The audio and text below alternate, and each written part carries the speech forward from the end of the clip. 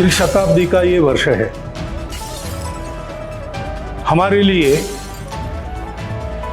आज की स्थिति में भी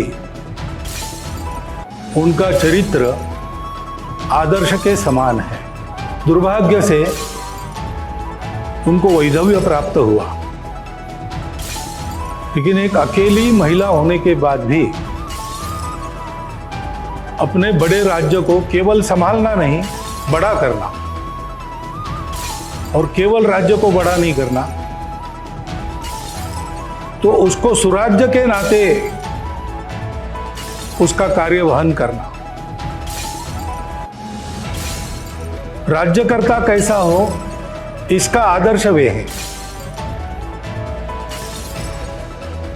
उनके नाम के पीछे पुण्य श्लोक यह शब्द है।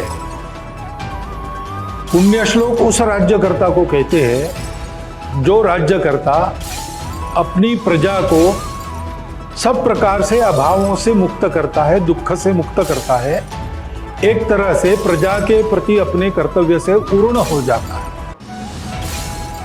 वास्तव में उस काल में हमारे यहाँ पर जो आदर्श राज्यकर्ता हो गए, उनमें से एक देवी अहिल्याबाई थी।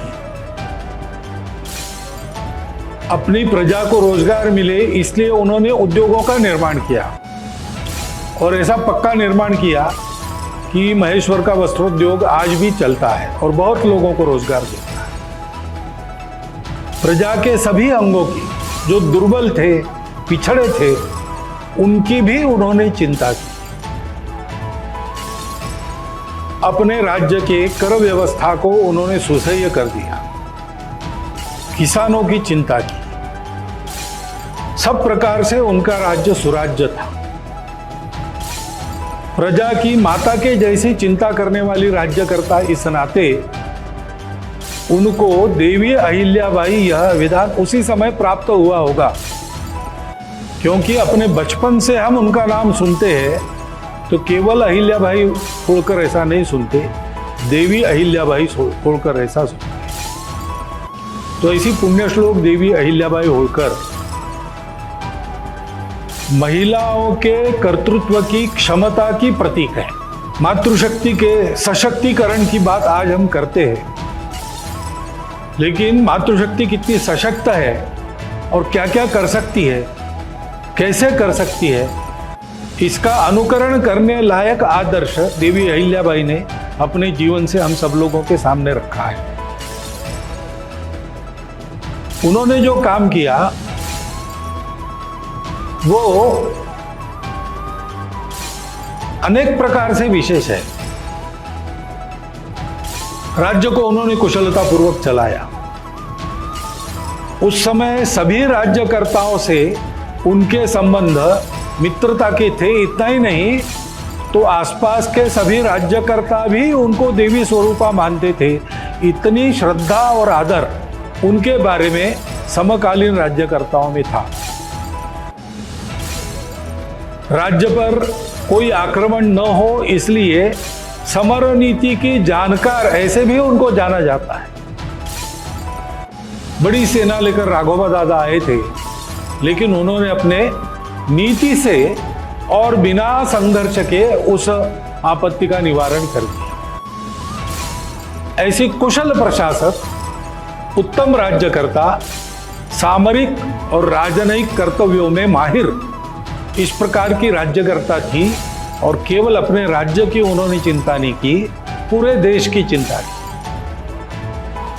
अपने देश के संस्कृति का जो आधार है उसको पुष्ट करने के लिए देश में अनेक स्थानों पर उन्होंने मंदिर बनवाए।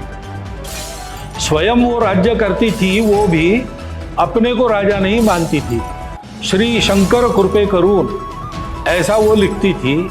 श्री शंकर आज्ञा करून, शिव भगवान की आज्ञा से राज्य चला रही है, ऐसा उनका भाव था। और कई जगह उन्होंने मंदिर बनवाए, नदियों पर घाट बनवाए, धर्मशालाएं बनवाई। सारे भारत में ये उन्होंने किया। जो धर्म यात्राओं के मार्ग थे और व्यापारिक आने जाने के मार्ग थे, उन पर उन्होंने ये सारे काम किए ताकि पूर्ववत भारत के सारी जनता का आना जाना अपने सांस्कृतिक स्थलों में और अपने आजीविका के लिए सर्वत्र चलता रहे, एकात्मता बनती रहे, बढ़ती रहे। इतना दूर का विचार उन्होंने करके यह काम किया और विशेष है कि अपनी धर्म श्रद्धा के कारण किया, इसलिए उन्होंने ये सारा काम अपनी निजी संपत्ति में से किया।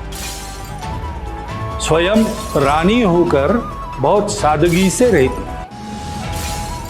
इस प्रकार प्रजा का पालन, राज्य का संचालन, राज्य की सुरक्षा, देश की एकात्मता, अखंडता, सामाजिक समरसता, सुशीलता और सादगी, इनका आदर्श रखने वाली एक महिला राज्यकर्ता, आदर्श महिला।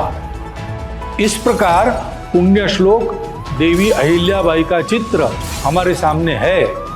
आज की हमारी स्थिति में भी हमारे लिए वो एक आदर्श है। उनका अनुकरण करने के लिए इस वर्ष भर उनका स्मरण करने का प्रयास सर्वत्र चलने वाला है। यह अतिशय आनंद की बात है। उस प्रयास को सब प्रकार की शुभकामना देता हुआ मैं अपना कथन समाप्त करता हूं।